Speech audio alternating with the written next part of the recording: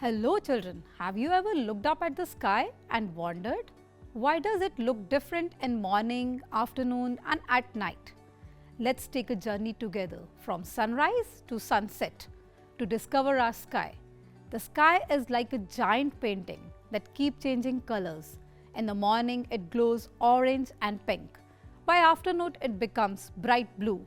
At night it turns dark, full of twinkling stars. Let's fill in this table together. So we will start from time of day, what do we see, and that time what do we hear or feel.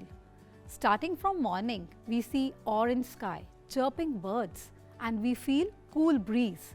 Moving to afternoon phase, we see bright sun and blue sky, and sun is at the peak, so warm weather.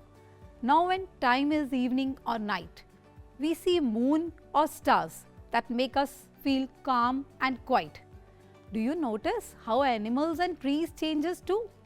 Birds return to their nest and flowers close at night. Nature rests just like we do.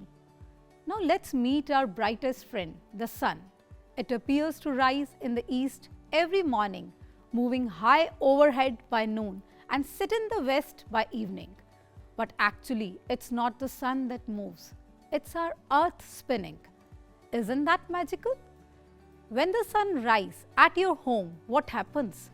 Who wakes up first, you or the birds? Sun gives us light and warmth to live. Without it, we could not see, play or even grow food. Now let's play a shadow game. Standing outside in the sunlight, look down. Can you see your shadow? If you run, it runs with you. If you stretch your arms, your shadow changes the shape. But look carefully. In the morning, your shadow is long. At noon, it's short. In evening, it's long again, but in the opposite direction. That's how sun changes shadow throughout the day.